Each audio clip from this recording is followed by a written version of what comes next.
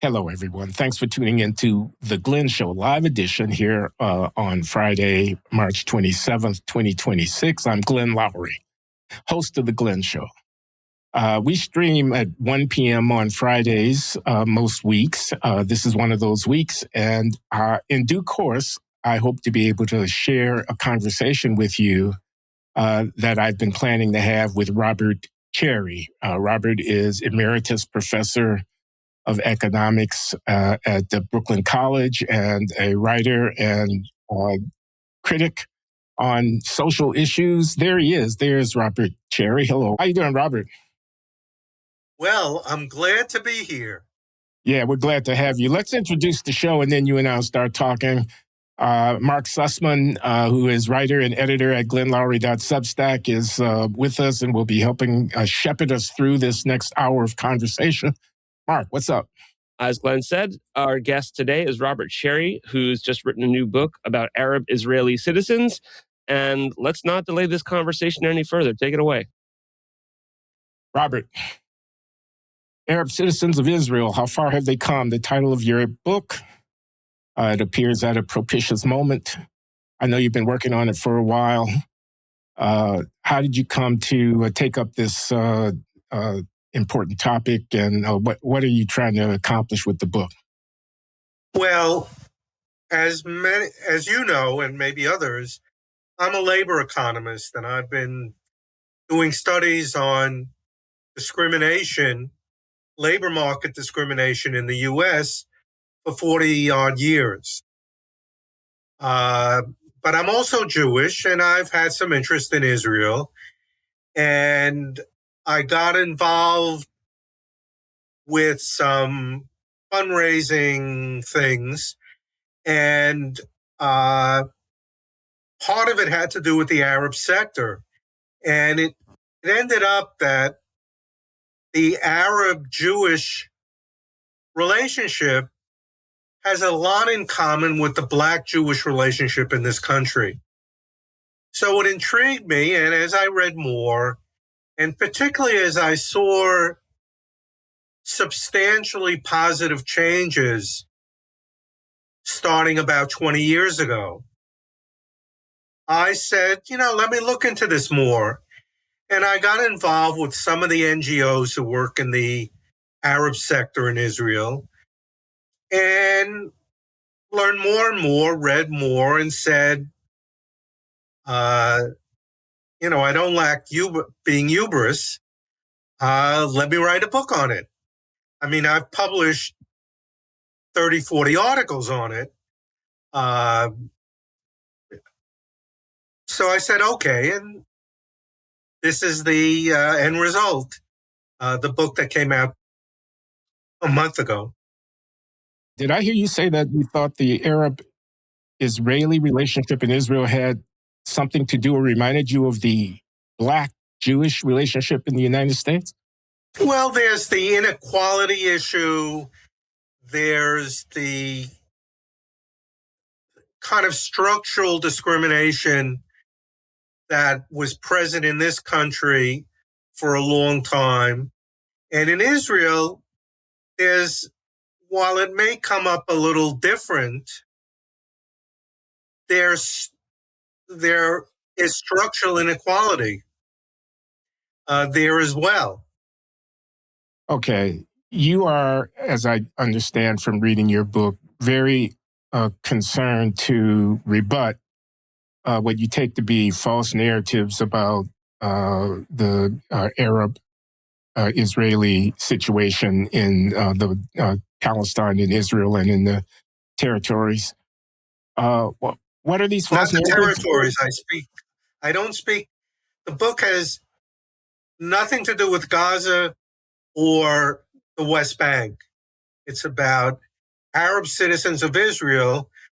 And I do include the Palestinians who live in East Jerusalem because that's, at least from the Israeli standpoint, part of Israel proper, and they govern it and so on. So that's what I focus on. And so when I talk about Gaza, it's about what the Arab citizens think about the war, how they've been impacted by the war, but it has nothing to do with what actually is going on in Gaza. Why not? Because because I don't want to lose the focus on what's on this Israeli the Arab citizens. I don't want to lose that focus because it's been underreported on.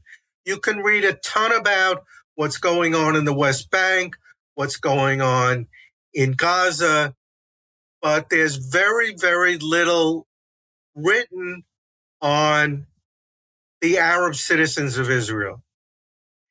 Okay. I grant you that those distinctions, that is, between the occupants in the West Bank and the Gaza population on the one hand and the citizens of Israel who are Arab on the other, are important not to lose track of.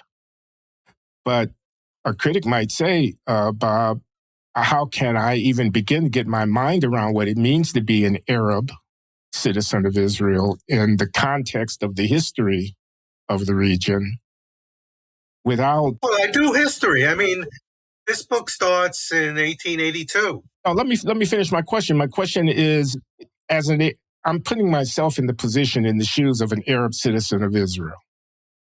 I've got a cousin or a family member or a loved one who lives in the West Bank or in Gaza. I have feelings about that. Presumably, what happens to those people matters to me. Indeed, my reflection on my own citizenship might be conditioned or qualified by my realizing that there, but for the grace of God, go I, in reference to Gaza or whatever. So that's what I mean by how can you separate one from the other? Among other things, there has been an overemphasis in the progressive press on this linkage of people.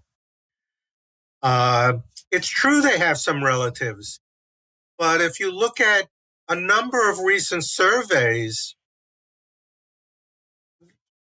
the Arab citizens place their Palestinian ethnicity, which is tricky because nobody thought they were Palestinian until after the 48 war, and really after the 67 war. They saw themselves as Middle Eastern Arabs. There was no real Palestinian consciousness. But if you look at them, they characterize themselves much more as Israeli citizens. They want Arabs to be part of governments like they were briefly the government before this. But you have a left wing in Israel among the Palestinians and among the Jews. You have the university students, many of them, they aggressively try to hold on to this bond. So, for example, they call themselves Palestinian Israelis. Except for the left, virtually no Arabs, 9% of Arabs in Israel put Palestinian as their first characterization of themselves. But if you go to the universities, you speak to left intellectuals, you would think that there is this very close bond. So I don't want to say it doesn't exist, but it's not that central to Israeli Arabs.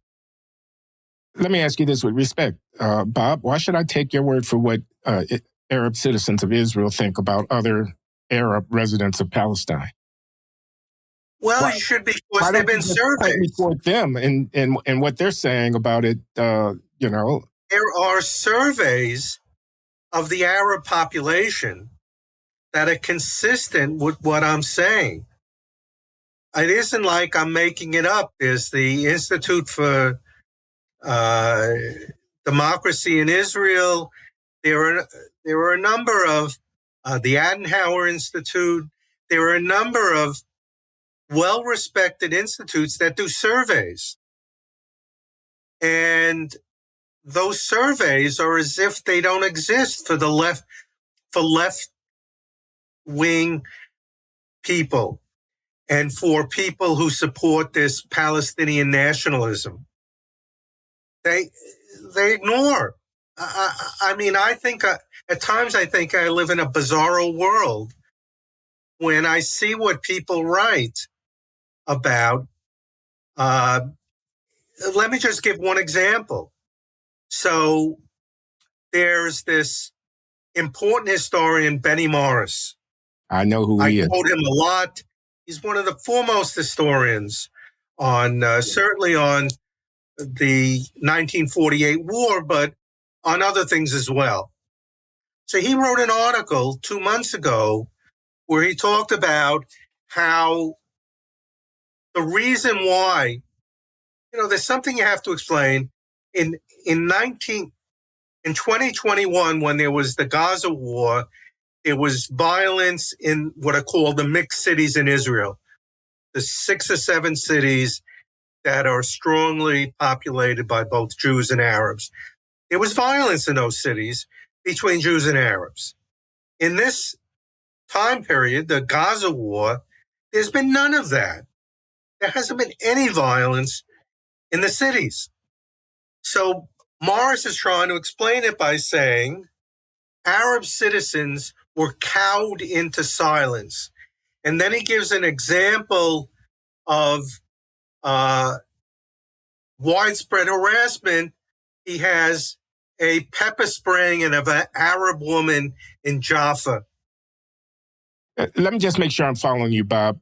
They would have, says Benny Morris, been more outspoken, but for the intimidation that he's calling attention to. Yes, except for the intimidation. And he gives as an example of this so-called widespread harassment, an Arab citizen being pepper sprayed in one of those mixed cities, Jaffa. That's what he talks about. Now it ends up, Jaffa, after the 2021 violence, Jews and Arab leaders got together with the police and worked with youth groups over those subsequent years. And so when this war broke out, you had initially these right-wing Jews marching in the streets, and you had Arab youth speaking to the imam, saying, we want to respond to this. What the imam said is, don't do that. We're not going to have violence. And there were joint activities organized between Jewish youth and Arab youth. The point is, it wasn't that Arab youth were cowed into not doing anything. It's because their leadership had developed relationships with Jewish leadership in those cities, and they held events to counter the possibility of violence. Benny Morris doesn't mention this. He's got this one woman being pepper sprayed, and that's what he generalizes from. Benny Morris is your example of a left-wing critic? No, but he's actually not all. The left doesn't, he thinks of himself as being left, but the point is, he said, there was an article in the Times. Can you be more explicit, Glenn? What's the issue that you have with my quoting him? Oh, no, I don't think of him as a left-winger, was the point that I was making. But the issue that I have is not so much your quoting. It's the logic of the Arab citizens of Israel are not on the side of or sympathetic to an extent with the Palestinian Arabs who are in the occupied territories or in the West Bank. Or in the They are sympathetic. Don't get me wrong. They are sympathetic, but it is not high up on their list. That's what I'm saying. While they were very supportive of the war, after a while, but that support waned because of the continued death and destruction. So they're sympathetic, but it's just not what they it's not their identity, and it's not what they want the government to primarily focus on in non-war periods. They want better lives. As do we all. Yes. But let me tell us something about the data on the progress that's been made. I mean, there has been discrimination against these people within Israeli society going back. Let me. I mean, certainly after the ending of the war in 1948, the first 2 decades were pretty bleak for Arab citizens. They were under military rule. There was substantial land confiscation that went on. There wasn't physical brutality. There weren't, except for some isolated incidents that were complicated, there wasn't any killings. There wasn't imprisonment. But they had pretty bleak lives. They didn't have sewage systems. They had minimal schools. It sort of was like the Jim Crow South without the violence. What time period are we talking about here? We're talking about 1948 to maybe to the early 1970s. Okay, a quarter century. Yeah, almost. It's pretty bleak. And I talk about that in no uncertain terms in the book. And again, you didn't have the kind of violence Jim Crow had. And you didn't have the certain laws that Jim Crow had. But it was, the military rule lasted for 18 years. And, subsequently there were still pretty bleak periods. And then I would say for the next 30 years, you had a period of benign neglect. You had better schools. You had an openness for Arabs in various situations. So individual Arabs could rise in certain ways. But the government was relatively uninterested in dealing with the widespread poverty and sort of the infrastructure of the towns in which Arabs lived. And then you had the Second Intifada. The Second Intifada, which was 2000 to 2005, was pretty violent. Hundreds of Jews were killed, over 1,000 Arabs. But the main thing it did is it undermined the economic situation of Arab citizens because they worked in tourism, they worked in construction, and you had an incredible downturn of tourism and construction during this period. So there was a dramatic decline in Arab standards of living compared to Jews. And they revolted in a way where they said, we're not going, there was something called the vision statements, where they said, we're not going to try to integrate ourselves in because you're not letting us. We want autonomy. We want our own schools. We want our own autonomy in a variety of ways. Now, that movement didn't come to much because the Arab politicians didn't support it for a variety of reasons. But it was clear that among the masses, they had been turned off. So when elections came, there was a historic low voter turnout of Arabs in the elections, etc.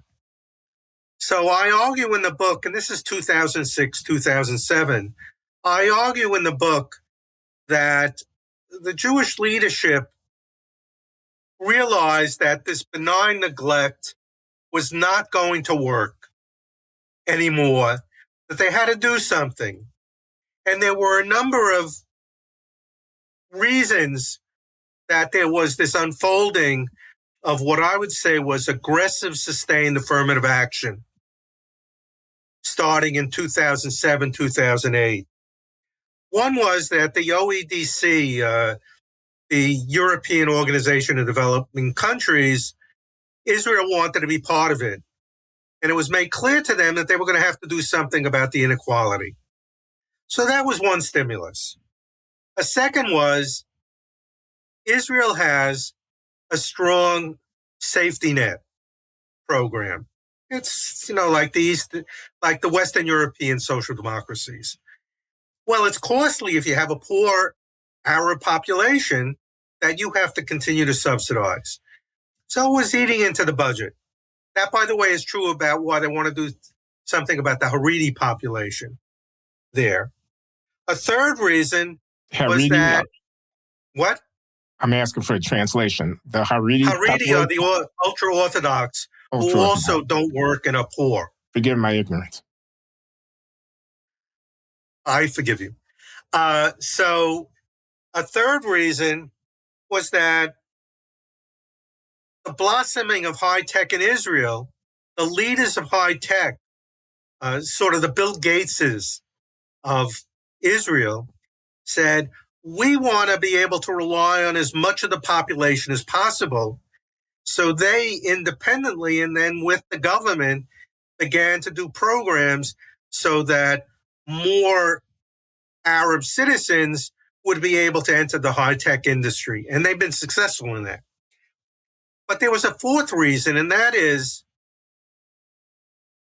the revisionist Zionists.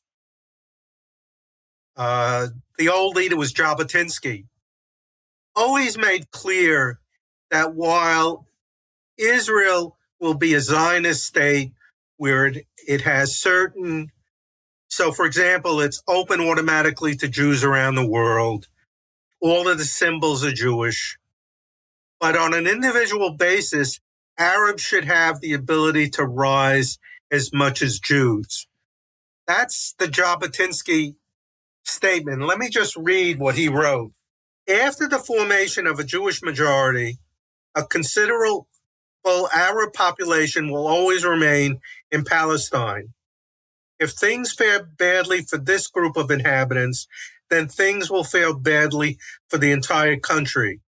The political, economic, and cultural welfare of Arabs will thus always remain one of the main conditions for the well-being of the land of Israel.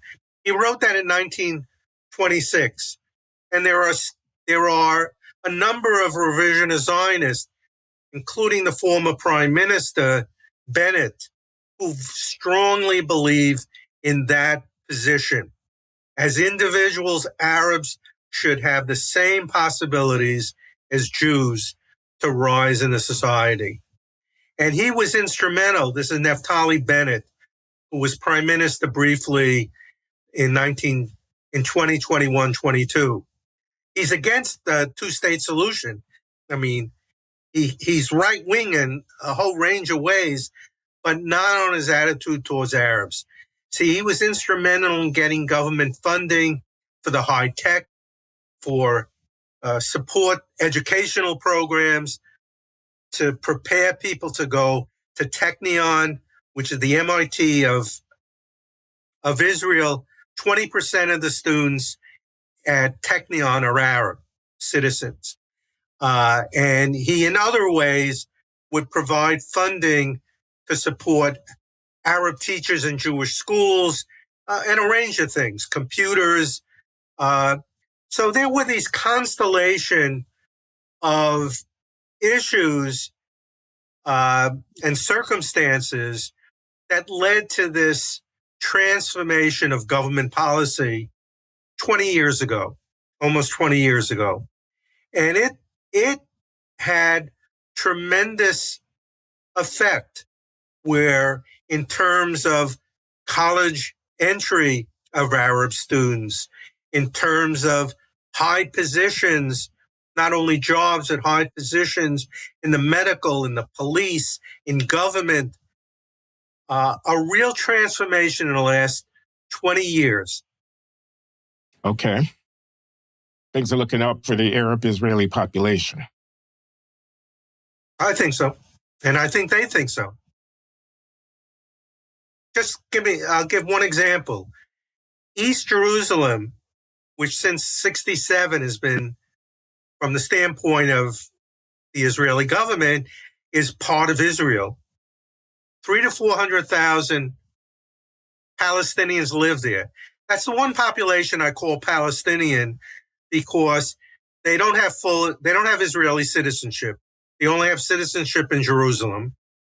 They don't vote in Jerusalem elections, and they maintain a much more of a Palestinian consciousness than the Israeli citizens. There was benign neglect there for 40 years because the expectation was, at least for many, that East Jerusalem would become part of the Palestinian state. So why invest in it? That changed also in about 2010 when it became clear that there wasn't going to be a Palestinian state and that Israel was going to be more aggressive in holding on to East Jerusalem. So that the transformation there in the last 15 years has been dramatic. There are high-tech zones. Now, people who live there can travel throughout Israel. They've now started going to Israel universities, and polls have shown that if they had to choose between being part of a Palestinian state and being part of Israel, more would choose to be part of Israel than a Palestinian state. So these things have happened in the last 15 years to 20 years. I can't help but ask, why then not share that benefit more broadly with the Palestinian population who are not citizens of Israel but are residents of the same general territory? Well, the problem, I mentioned this, the problem is that in the West Bank, where this is more likely, with Gaza, they just gave up Gaza in 2007. Ariel Sharon, the prime minister, said, we're leaving. But in the West Bank, which is still occupied, administered territories, they actually, from about 2009 to 2013, 14, 15, when there was a prime minister who was interested in economic development, there were a number of joint projects. But the militants, including Abbas, said, we don't want economic development. Literally, they didn't want economic development. They want kind of revolutionary politics. And they fired this guy, Fayyad, who was the prime minister. And they have since been unwilling, and the international community doesn't like joint. Anything that Israel produces in the West Bank jointly, they can't export to the EU or elsewhere. So there's been a unwillingness to move in the direction of economic development in the West Bank. And certainly in Gaza, I mean, Hamas had no interest in economic development. And let me go further. There are a lot of Palestinian refugees in Lebanon and in Jordan. In Lebanon, they're stateless. They don't have citizenship. They lived there for 3 generations, don't have citizenship. They can't move out of, essentially, the refugee camps. They can't get jobs other than as menial workers. And that's true in Jordan for the 1 million Palestinian refugees that came from Kuwait and came from Gaza. The ones that came from the West Bank do have citizenship in Jordan, but the other 1 million don't. And when head of the Human Rights Committee in Jordan, this woman, said, we should do something about those people, there was incredible pushback. And why was there pushback? It was, if we help integrate the Palestinians into our economy, they will no longer want the right of return.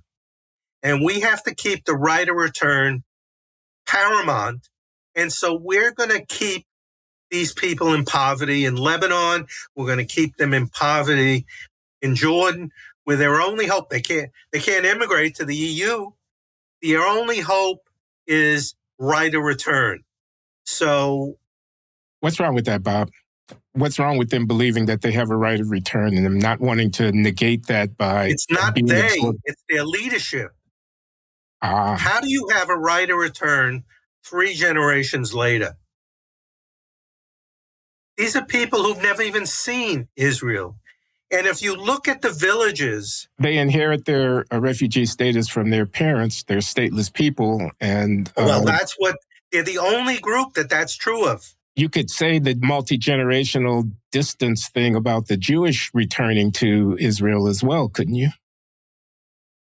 You could say that, but one of the things about one of the myth is too strong a word, but one of the inaccuracies is that they were long-standing living in what has become Israel.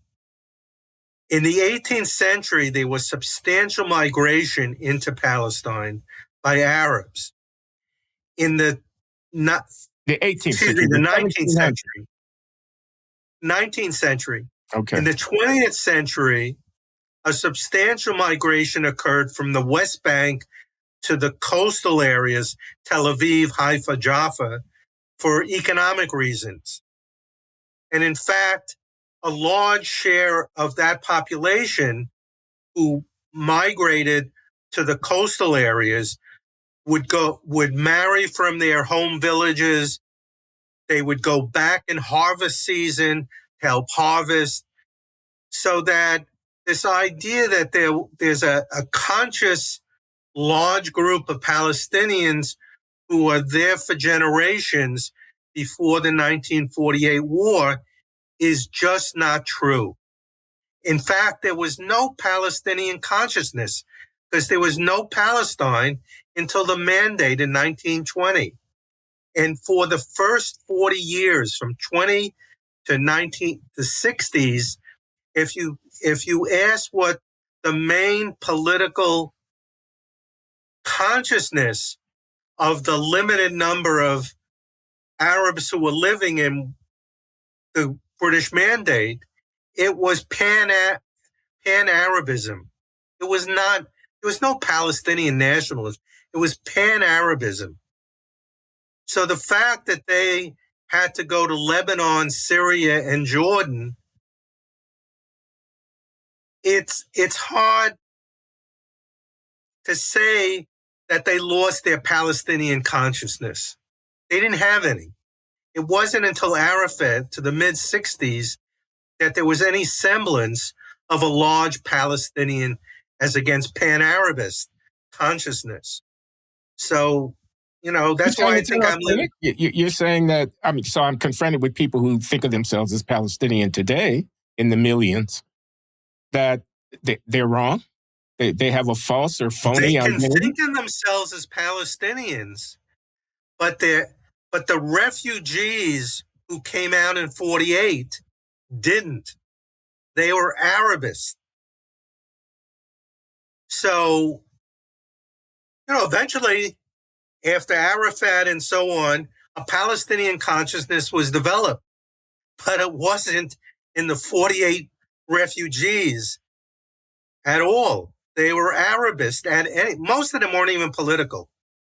That's why there was an incredible vacuum in those first 20 years of Israeli independence. There was no Arab independent consciousness other than being pan-Arabist. So, anyway. You don't like Rashid Khalidi's book, 100-Year War? As you know, my first chapter. Now, the interesting thing about his book is it spends absolutely no time talking about Arab citizens of Israel. And it's about the political movements in the West Bank and Gaza. I don't particularly agree with much of that, but the main point is he has nothing really of interest to say about these now, what are 2 million Arab citizens of Israel. Out of what, 6 million? No, it's out of 10 million. There were about a.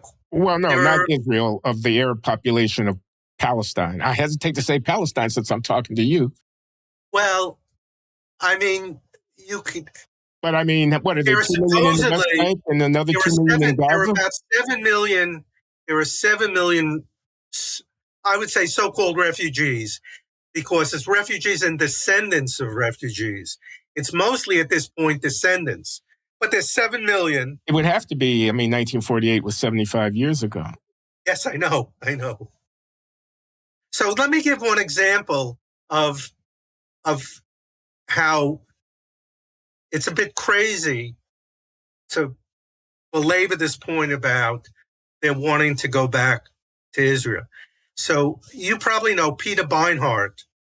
I know him well. Peter Beinart has now become a virulent anti-Zionist. Used to be different, but let me. On So being Jewish during the destruction of Gaza, words to that effect. That's the name of his book. We've discussed it, Peter and I, here at the Glenn Show a year ago or so. So he wrote an article where he said, these Palestinian refugees, they kept the key to their house. They have all these mementos. He's for full right of return. And a large number of those villages where Arabs left, were displaced, are still there. They're not inhabited. So he's saying, they could go back to their Arab villages. He spoke to Khalidi, and Khalidi says, no, this younger generation, they're much more modern. They don't want village life. They want to live in cities. So don't forget, these are younger generation has no allegiance to anything that would represent anything of their ancestral heritage, which I'm even questioning how much this heritage goes back. For many of them, it goes back 1 or 2 generations. When they moved to Haifa, they moved to Jaffa, they moved to the coast, in 1 or 2 generations. Meaning they don't really have a claim to have a right of return. And if they were to be granted a right of return, it would be a bad thing for the state of Israel, broadly speaking. I put words in your mouth, but that's what I understand you to be saying. Well, after the Second World War, there were all kinds of displacements that went on. There's a couple of million Germans who were moved out of the Ukraine, were moved out of Poland back to Germany. There were Poles that were moved out of the Ukraine. You have the Pakistani-Indian breakup, the movement of Muslims and others. Millions of people were moved after the Second World War, and they were moved ethnically to where their group was a majority. That happened after when India and Pakistan split. There was movement, millions. And as I said, with Poles and with Germans, Arabs were moved to Arab countries. They weren't moved outside of their cultural, ethnic group. And they probably, so for example, in Kuwait, there were 300,000 Arabs who were integrated, Palestinians who were integrated into Kuwait, but because Arafat supported Iraq in the war with Kuwait, these 300,000 former Palestinians were expelled, and they went to live in Jordan where they're stateless. So, but they had integrated themselves in Kuwait. And as I mentioned, it's really the Arab countries that don't want them to integrate, and so I don't know what makes them different than the Germans or the Poles or Muslims and Hindus that were disrupted at exactly the same time from going back. If you look at those Arab villages in Israel in which they left, those were mud hut villages with no electricity, no sewerage system. They were pretty primitive. They made the shtetls that the Jews left from Eastern Europe look like a paradise. Who wants to go back to that in any way?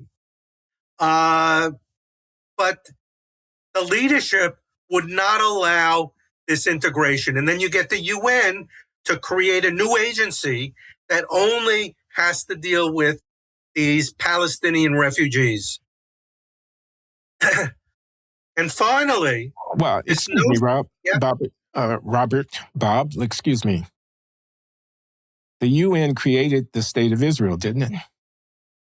The UN therefore had a responsibility for the consequences of the partition, which it oversaw.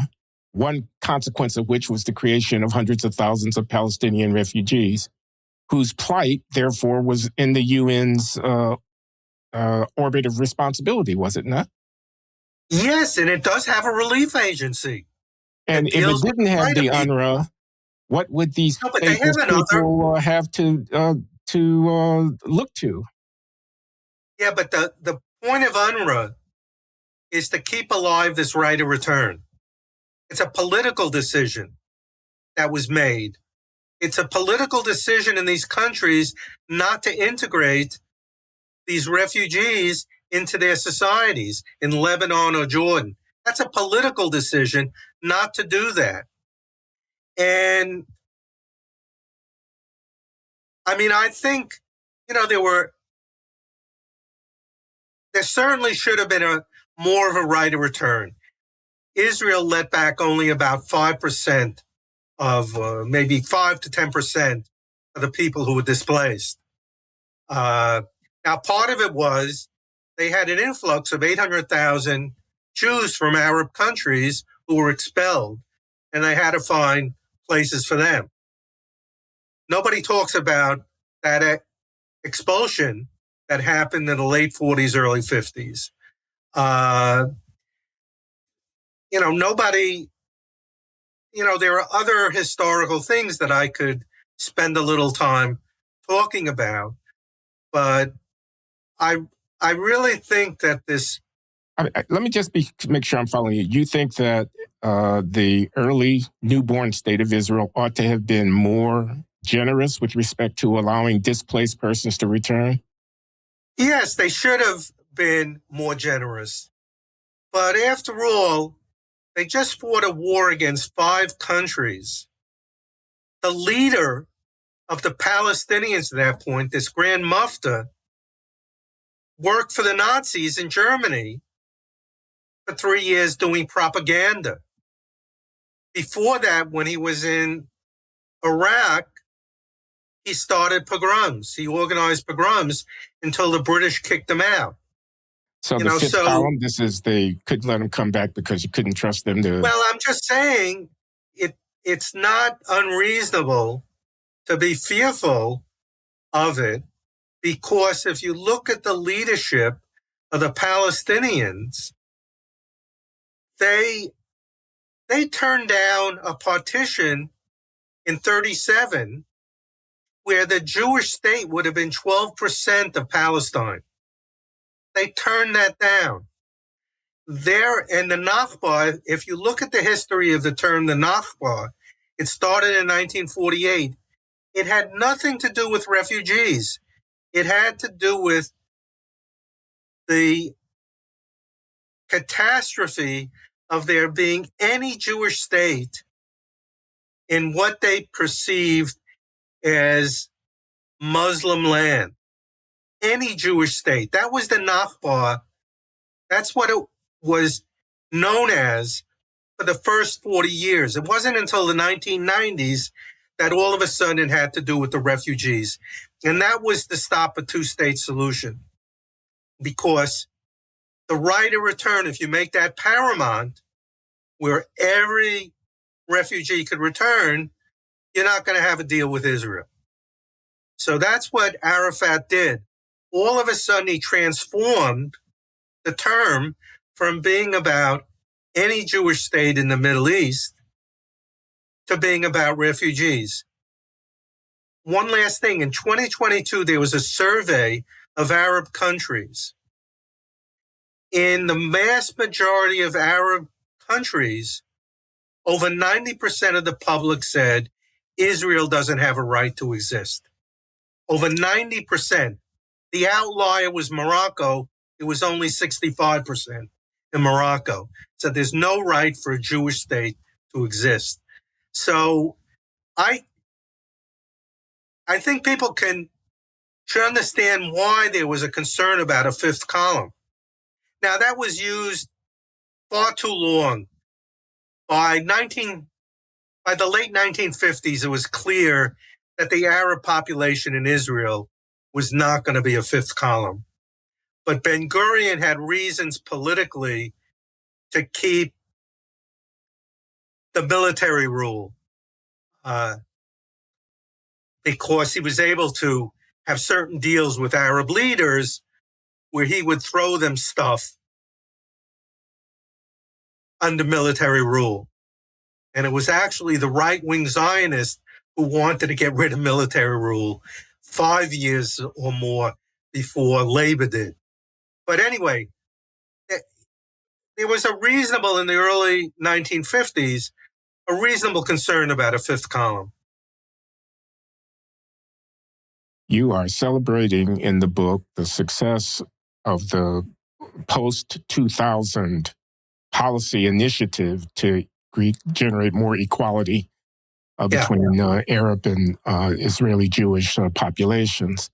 And I want to ask you whether, as a matter of political reality, that set of initiatives depended upon the Arab population being 20% of the overall Israeli population, as opposed to it being 40 or 50%.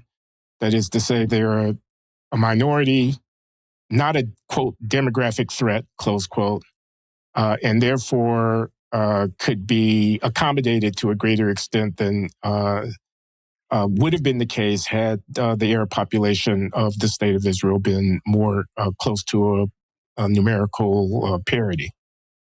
No, I agree with you, but I don't know. It's not clear to me why that matters in judging its success and judging that Israel, the Jewish leadership, was willing to do this.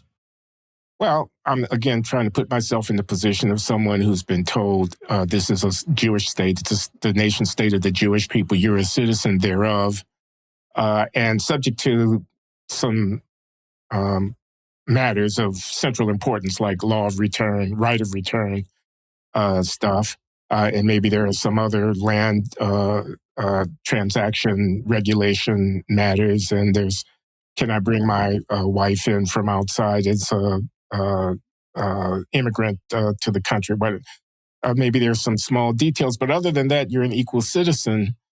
But you got to be in the minority because it's a Jewish state. What can I tell you? That's the way it is. They're a minority, but they are, what I argue in the book, I think effectively and correctly, is that in these last 20 years, there's been a pretty dramatic transformation, and that should be applauded. And instead of kind of trying to figure out how we can understate that.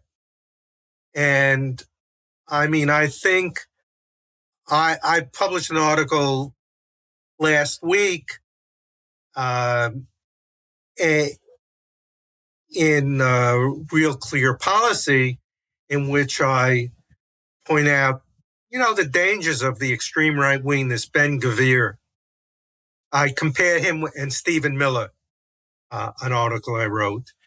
That's interesting, Robert. That's touching home base. Okay, Ben-Gvir, Stephen Miller, two sides of the same Ben-Gvir coin. is sort of the most vocal of the extreme right wing in Israel. And Stephen Miller is Stephen Miller, who's the most extreme of, the people in Trump's Hawkish on orbit. immigration, deputy chief of staff, if I get this correct, in the Trump administration. So I think that there are real dangers. Now, so far in Israel, I mean, real dangers of what, Robert? well, there's real dangers of unraveling this integration and success of the Arab population. So, for example, Ben-Gvir tried to withhold already approved funding. There's been 2 successive 5-year budgets to dramatically aid Arab communities in terms of infrastructure, education, and the like. Well, they're 5-year budgets. So the last one was in 2020. And, oh, look at this. I know that We guy. found it. Yes. That in 2020 was the last 5-year budget. Well, in 2024, Ben-Gvir and his cohorts tried to withhold funding from it. He was turned down. He was rebuffed by first the religious parties and then by the government.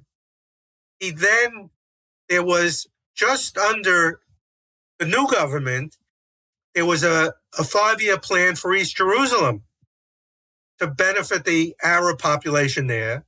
And he again tried to withhold funding, and he was rebuffed. So he's been rebuffed in what he does in Israel proper, but he has not been rebuffed what he's doing in the West Bank, which is pretty ugly. What is he doing? Stuff. What's he doing in the West Bank? I Well, mean, I he's kind of allowing... know, but I want to hear you say it. Oh, what he has done, he's given pretty much a free rein to a group of settlers to intimidate, often violently, Palestinians living in the West Bank. Beat people up, burn their cars, etc. And there's been 1 or 2 killings. He's been giving those people free rein. And he, as I said, he's been unsuccessful in his attempts to create the conflict he wants in the mixed cities and among the Arab population. But he could. How do the Arab citizens of Israel feel about that, about Ben-Gvir specifically, and more generally about settler violence against Palestinians, etc.? They are horrified, and at times, particularly when the war started, and there was some rumblings, like I mentioned in Jaffa, there initially were these right-wing Jewish student groups that were marching triumphantly through the city, that in the beginning of the war, and the government did arrest a modest number of people under potential charges of, they published something, they made a speech, they did stuff. So there were, in 2023, in particular, a lot of Arabs, with I think good reason, became very fearful of what was going to happen during the war. Now, that didn't transpire, and I think at this point, they're not nearly as concerned. But there should be some concern because he's not, his party has 12 seats in the Knesset.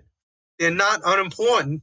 And Netanyahu cannot push back completely against what he wants. So they push back in Israel proper, but not in the West Bank. And who knows? I don't think Netanyahu is going to get elected again, but he might. And, so I think there's a real concern, legitimate concern about this. They're fascist. I know right wing isn't right. They're really fascist. But it's there. And as I say, it's been by and large contained in Israel proper, overwhelmingly contained in Israel proper, but not in the West Bank. You and I have both been thinking for a long time about racial issues in the United States and discrimination and so forth, multiculturalism.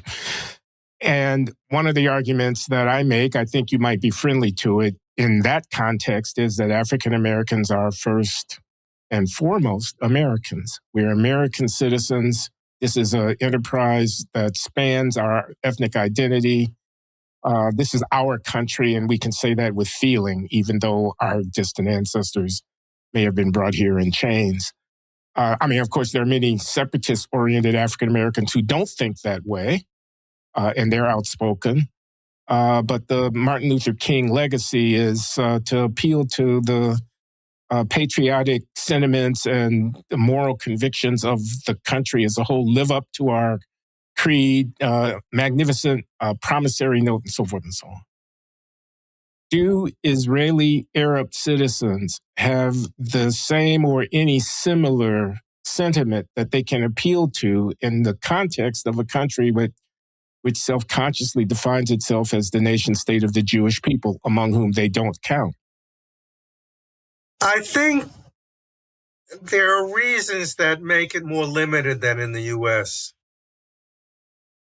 Housing is pretty much segregated, except for these mixed cities. Now, there's a significant amount in the mixed cities and some places elsewhere, but by and large, there are still Arab towns and Jewish towns. So housing is an issue. They don't go to the same schools. There are Arab schools and there are Jewish schools.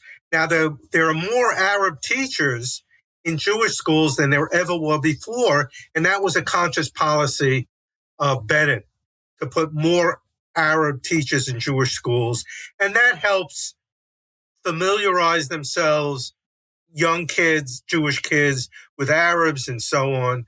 But, if you have segregated schools, you have, to a large degree, segregated housing. Now, it's voluntary in many ways, but you have those things, you don't get as much integration. Now, they work in much more integrated settings than they ever did, whether it's the government, industry. That's much more integrated. But, that's a serious limitation on it moving. And, to some degree, their nationalist leadership, particularly this Ballad Party and some other of the parties that are much more insistent. You call yourself a Palestinian Israeli, and you have more concern for the West Bank and for Gaza. Those groups and individuals, particularly at the university, have, I think, much more influence than the Black nationalists have in this country. So while I'm hopeful, there are these barriers, and certainly on the Jewish side, it isn't as if anti-Arab sentiment is limited to the Ben Gvirs of the world. There's a sweep of anti-Arab Jewish sentiment that doesn't get to the point of wanting to discriminate, hate, I won't work with an Arab, and so on. But, there are a lot of Jews who have, I think, modest, if not stronger, anti-Arab attitudes, which they don't play out. But, so I don't think it's as hopeful as it is in this country. But I like to be hopeful. And things are by and large moving in the right direction. For the Arab citizens of Israel. Yes, for the Arab citizens of Israel. Now, what about these other millions of Palestinian Arabs who are not citizens of Israel and who are floundering in the West Bank and in Gaza? Well, I think there should be much more. See, the West Bank is, there's no question that Israel would be quite willing to help implement economic development. Bennett is on record of saying that, and there are even some Arabs who have confidence in him. But there's just this political drive to not give up the old politics. That's why this right of return is so important, because it's a driving force that says this is what we should be doing. We're defeated if we integrate Arabs in Lebanon, in Jordan, even the West Bank. If we have viable economies and livelihoods, people aren't going to want this right of return. They know that, and the left should know that in this country, instead of idealizing some past which didn't exist. That I think it's really up to the Arab leadership, the Palestinian leadership, to move forward in ways that can rectify the situation.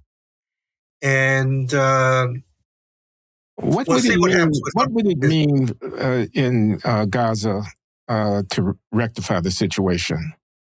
I think it would mean that there would be a focus on economic development. They'd accept the state of Israel's existence, and they'd get busy about making their own lives as best they could where they are. Exactly. And there should be allowed people to leave Gaza if they want, in ways, and the European and other countries shouldn't say we're not going to let you because it's undermining the Palestinian identity by doing that. But I think economic development, and we'll see what happens once it's resolved. But I mean, who knows? Hamas is not going to easily give up its arms. You got Hezbollah in Lebanon, who will fight to the death. And you have in the West Bank, you still have Islamic Jihad. You have important political forces that see the struggle as being solely political. And that's where we should have our manpower. That's where we should have our resources. I mean, after all, it costs a lot of resources, both physical and human, to build those tunnels in Gaza. They didn't just come about with the snap of the fingers. So I think that one has to look much more at what the leadership is going to allow outside of Israel. And what the EU, like with Gaza, it's going to be interesting. There's a lot of money is going to have to be invested in Gaza. And I think the EU and the Arab states are going to want to have more of this economic development than political, military rebuilding going on. But we'll see. Okay, I'm going to let you go, but I want to ask you what your reaction is to the anti-Zionist sentiment that I detect in certain quarters of the Jewish intellectual community. You mentioned Peter Beinart. Let's just take him as a case in point. He's actually a very nice guy. I agree that he's a very nice guy. I follow him. I've known him for a long time, since he was editor of the New Republic decades ago. But what's wrong with Peter Beinart? I mean, as I understand him, he's saying, look, I'm a Jew. I'm an observant Jew. I think that the idolatry of making the state of Israel into a defining characteristic of what it means to be Jewish is a spiritual mistake. I think that the hegemony exercised over these stateless people who are under our sway in Israel leaves us with blood on our hands. I think it's a moral abomination. I put words in his mouth, but you will recognize. No, those are his words. Yeah, that's where he's coming from. Well, what's wrong with that? I mean, what's wrong with that is is nobility and a kind of moral high-mindedness. If you look at what's going on in Britain, in France, you're going to have a lot of Jewish emigration or desire for immigration. And the one place that they can go is Israel. That, the kind of level of anti-Semitism, and it's not just words, it's firebombings, killings. You have this where Jews are fearful. They're fearful in Brooklyn to some degree, but nothing like they're compared to Britain and France. And, there's something to be said for having a Jewish state for those. No one is complaining about Arab states where in much of the Middle East, if you're not Arab, you're a second-class citizen. I don't, and again, two wrongs don't make a right. I mean, no, I know, but what I'm saying is, if what it means for Zionism is primarily that a Jew anywhere in the world can immigrate there, which is primarily there is this issue of right of return, but we've talked about that. But the main thing that for most Jews, what they see in there being a Jewish state is a refuge for Jews from everywhere in the world who face discrimination. And as long as that's the experience periodically around the world, 15 years ago, it might have been different. But now you have this virulent anti-Semitism in much of Western Europe, and to some degree in the U.S. I don't want to overstate it. A lot of Jews will say, well, there's a reason for Israel. Why don't we leave it there? Okay, let's leave it there. Robert, buy my book. Buy his book. I highly commend it to your attention. It's very factually rendered and insightful, and it does take up a narrative and a set of issues that are seldom encountered in our discussion of the Israel-Palestine conflict, namely the plight of Arab citizens, this condition and the relative success of Arab citizens of Israel. So that's Robert Cherry of Brooklyn College. Thank you very much, Bob. Thank you as always, Glenn. Okay. Be well.